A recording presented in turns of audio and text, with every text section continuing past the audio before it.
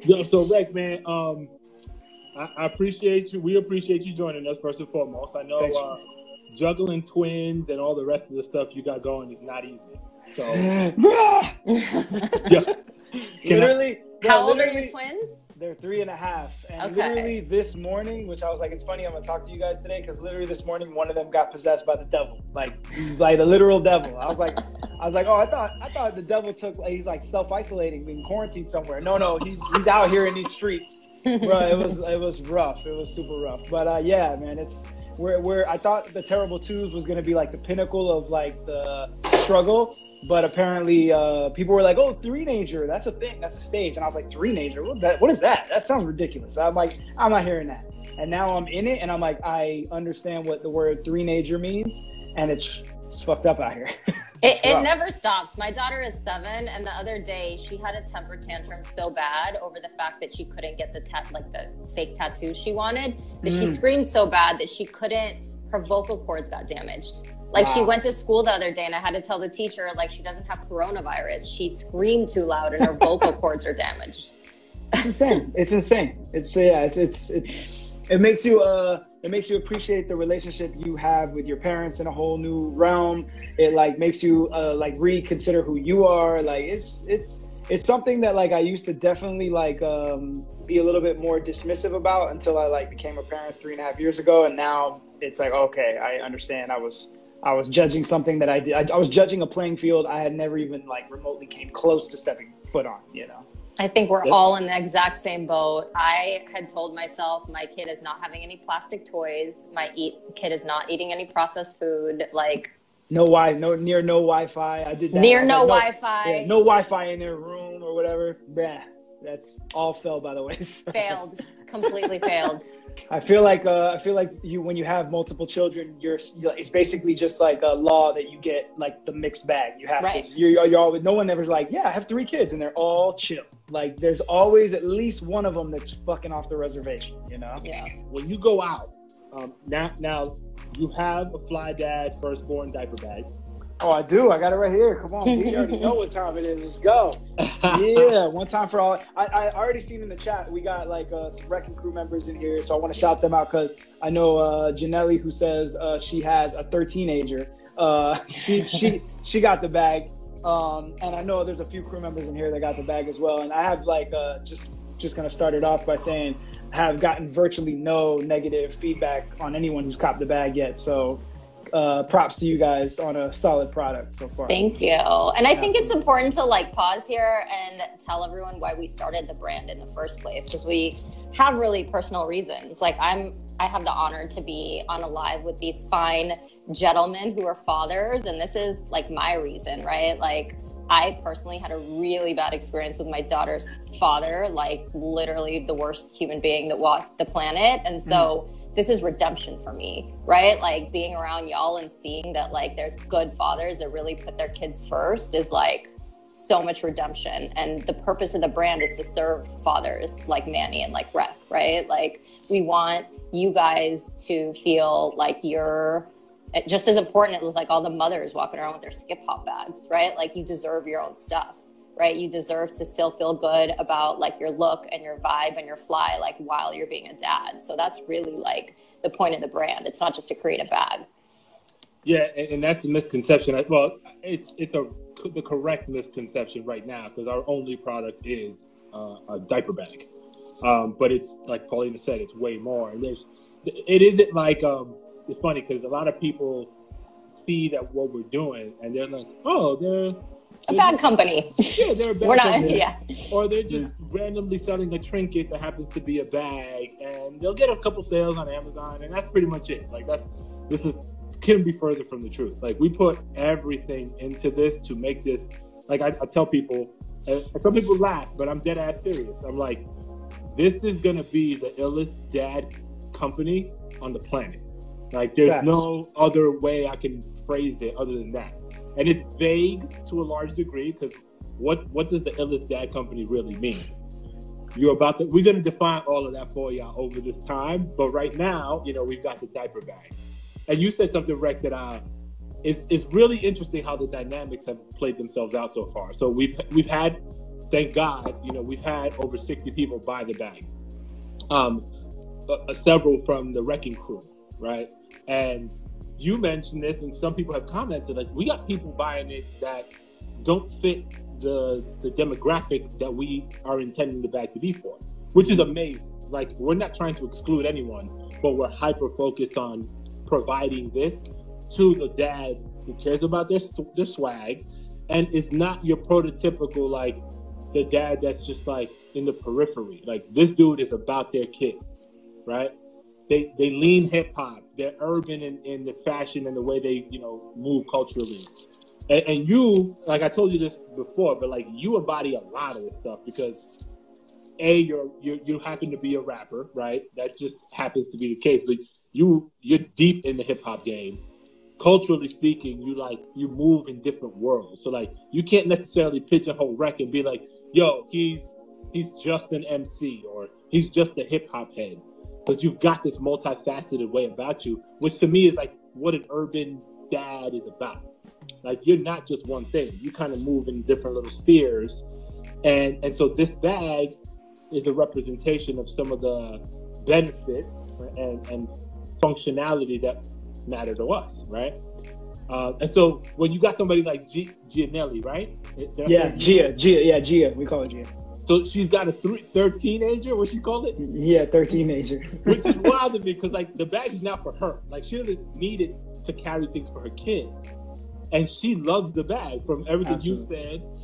And like, that blows my mind because I'm like, I use it. Sorry to cut you off, but my stepfather, who I had sent you the message, he's in his 60s, and when he came down to visit us, he had the bag on him, and he was like, I love this thing. This thing's amazing. He's like, there's a couple things that obviously we're flipping like the usage of, but even like just carrying wipes is not, people just carry wipes without kids too. So he's like, and it's funny because when we were talking about partnering up and I got the prototype bag, I never imagined that being which is, like you said, it's a cool side effect. It's dope. It just goes to show that the bag is well made, because regardless of like what the demographic is, if the bag is good, the bag is good, period. I love your stepfather, by the way. He's like all over our shit all day long. Reads all our emails. He's on our Instagram. He's amazing. He's a fan. Yeah, he's a fan. He's low key like a fan for real, like right out the gate. That's awesome. Yeah. I want to get back to when you're out with your kids. Now, granted, let's be honest, right? Your kids are approaching 4 years of age. I think a lot of the use cases for the bag are, I'd say, between 0 and like 2.5, I think is the age range. Mm-hmm. But, you still found use for it. So can you tell us a little bit about, I'm thinking about when you went to DJ EFN's kid's birthday party. Yeah. Tell us a little bit about that. Yeah, like the only real one thing that is like not super like prevalent as much as it was like when they were super young is the diaper thing. You know what I mean? And even then, my kids are still like just coming out of diapers. So like in the daytime, they're not rocking diapers anymore, but at night they are. We're still trying to like shake off that last like diaper hold that's in our house. But other than that, that was the only thing that's not like, okay, I'm obviously not carrying diapers and not like changing diapers as frequently or at all when we're out really anymore. That's really the main like thing that gets subtracted from it. But in the past, what I had mentioned to you before was the skip hop bag that I used to carry around. That was me and my wife. I mean, my wife was always like cognizant of like that stigma. So we got like a black skip hop bag that looks very gender neutral or whatever. Not that I would have really tripped, but she knew she was looking out for something that we could both rock or whatever. And that bag in particular was cool. But when we would go out with it, it's meant like, I don't know what the design they do there, but it's just like so big. The pocket is so big and it's just one giant pocket, right? Yeah. It's for the one that we have.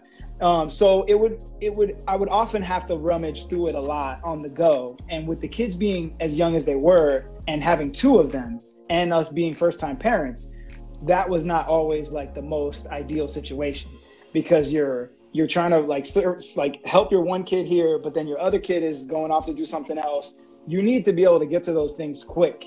And I'm like a backpack fanatic anyways. Like I have an embarrassing / like admirable, depending on how you look at it, collection of bags. Like I've been collecting backpacks since I started traveling. And I've always been like the fan of the pockets, the different like compartments, the bags that have them laid out well, the majority of them having the best selection of compartments. So like those bags always just resonate with me anyways. I don't like that bag you just get and it's just like one zipper and then one zipper in the front. Like, though that never did it for me. So going out with the kids now is cool because we don't have diapers, but they're older. So now we have a whole different assortment of things that are coming with us that weren't before. So it's almost like we're carrying more things at this age. So we're carrying the extra toys they want to bring. We're carrying snacks. We're carrying their drinks, we're carrying, then we're still carrying wipes because messes are still made, if not at a higher frequency than they were before. Wipes are like, you need wipes when your kid goes to college. Like wipes are, I don't know. Okay, so real quick side story. So my friend took this bag to Puerto Rico without his kids on vacation with his girlfriend and comes back. He has a 5-year-old and a 10-year-old. He left him at home, went on vacation to Puerto Rico, took the bag. He's like, yo, like, this is the best bag I've ever had. It kept my beers cold. Like, I could wipe the sand off of me. And we don't want to market it as, like, not a baby bag, but I actually have several friends that are using it not as a baby bag because wipes are just something that everybody needs all the time. Absolutely. And one major thing for me as well with the FlyDad bag is I never had a bag that I could take the kids out with that I could also bring like work along with me, like securely. In terms of like a laptop, like a laptop bag, like the skip hop bag we had was never a bag I could feel safe about having my laptop in because there was no protection for that whatsoever. So we had gone out a few times and I would have to either just carry another bag on my back, which I would do just out of necessity, or I would just have to like basically tuck the laptop under my arm and then just carry the diaper bag. So there was never like a combination of those two worlds without getting too crazy either, because like I told you before we linked up about the FlyDad bag, my wife did try to get me a competitor bag and it was insane. It was too much. It was like I was going overseas, like to a fucking, it was ridiculous, bro. It's right here. It was too much, bro. It was too much. And it was cool. The bag was all right. No, like I'm not dissing them, but the bag, it was too much where I felt like, man, like it was from the sublime to the ridiculous. Like it just went too far. So I feel like what you guys did really well and accomplished is like hit it right in the perfect medium where it's not that like bag you're used to, where it's just like not gonna accommodate anything other than that, that 0 to 2 age, and nothing for the parents whatsoever. And it's not like you're going to the military, you need something in the middle, bro. You just need something that hits all those notes. And for me, that we went to EFN's daughter's birthday, and we like every time we needed something, it was handy. Every time the kids came, even to the point where the kids went into the bag a couple times and were able to get things out. It wasn't a hot mess disaster. Just the compartments, everything that's there works properly and is so reachable. So we didn't have any issues on any of those early prototyping trips. Dope. That's awesome. So before we get out of here, because I know you in full on dad mode right now, and I'm like peeking over here to see if my kids are gonna fucking throw a bomb down the basement. It's coming. It's coming. Yeah, I'm waiting for it. So I know you've been doing a couple shows. You were out in Colorado recently. Like, what's that? These are your first shows since COVID kind of opened up. Like, tell us a little bit about how that's going and like what's upcoming that people can check. I did 2 shows in Colorado, which was my first solo shows in a year and 9 months. So wow. I had already gone off the grid a little bit, like on shows in general, because we had like a Mayday run after my last solo shows in 2019, and then of course I had it scheduled. I worked on my album, and then that was coming out, and March 2020 was the release party for the album. Wow. And that all got canceled. So I had 3 dates in Colorado and 1 date in New Mexico, and everything fell to the wayside. And then I just obviously couldn't book anything on top of that. So then we rescheduled finally 2 of those dates for like 3 weeks ago, I think it was now. And I did Denver and I did Colorado Springs, and it was beautiful. It was cool because I was so burnt on the road at the end of 2019 that I was considering like taking a either extended hiatus from the road or like quitting the road altogether. Wow. I was burnt. I was very burnt. It was like a stressful year. We did 125 shows that year. Yeah, see, the thing about it is you signed up with Strange Music, and that shit is 3,000 shows a year. Like, y'all bust the fuck out. It's intense, man. It's crazy. And to be honest with you, I loved it, and I was all game for it in the beginning, which was 10 years ago. You know, I'm 10 years older now. I got the kids. Like, it's certain things of like, priorities have shifted a little bit. And it's, just like, we did too many shows that year. By the end of that year, my brain was just fried. So I was just thinking about like, I wasn't sure I even enjoyed it anymore. So unintentionally, the COVID pause like ended up building up my stamina back for it. And then when I got back on stage, I still wasn't even sure how I was going to feel about it. And I got back on stage, and the minute I crossed the threshold onto the stage in Denver to the 250 people that were out there like roaring to go, it was like, okay, this is why we did this. I remember now. I do love this, and I have missed it. And it was also significant to me because the Wrecking Crew that I've been building up on Patreon, we have like a Patreon membership, like a community that started out of a fundraiser and turned into an organic community of fans. A huge portion of them made the trek out to Colorado, and we did like a meetup in real life, and it was dope. It was such a good vibe. They all kicked it for the weekend. They got an Airbnb. We all kicked it after, did a little after party. They went to both shows. I did a music video for a feature I was on out there, and they got in the background of the video, and they were in the video. It was really cool.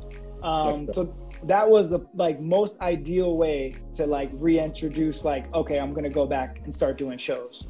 And so I did those two, and then I got this weekend, actually tomorrow and Saturday, it's the 8th anniversary of my first album on Strange. So we're gonna do a show in Green Bay, Wisconsin tomorrow night, and then we're gonna do Plano, Illinois on Saturday night. Joe. So I'm getting back to it. So do the kids come with you, or is this you guys? Not yet. My girl, actually, my kids have been giving me some strife the last couple of days, and my girl's like, I bet you can't wait to get on that plane. And I was like, I'm a traveling man. Wait. Like, I'm leaving. What do you tell your lady after she says that?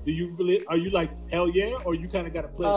No, I mean, I keep it all the way funky with her. Like if I'm not that like stressed by the kids, I go, nah, I'm gonna miss you guys, or I'll tell her like, I'm gonna miss you for sure. Like, man, partially depending on the mood or whatever. But these last couple of days like have been rough, and then of course we had a demonic possession this morning. So when that happened, I told my girl, I was like, yeah, I'm gonna walk onto that plane like I won the lottery, baby. Let's go, And it's easier to say that. It's easier to say that and to be truthful when I'm only going for 2 days. You know what I'm saying? If I like when we do our next long tour in the fall, like we're gonna do a month for May Day, we're gonna do 35 dates. And I haven't stepped away from my family for that long in almost 2 years now. So my girl's used to me being here and being helpful and all that. So when I'm like stepping away to like go do a month, I don't know if I'd be like walking out the door like whistling, you know what I mean? Like I'd have to be like, even if I don't even know, because even that length of time, I don't think I would be excited about being away from them at this stage. It's just too long. But you got to do what you got to do. Crab fishermen have to go out for that long, and so do musicians. So, last question for you, so we can get out of here. Okay. Some people wrote in the chat, can you use Wrekonize to buy the FlyDad bag? Tell us about Wrekonize.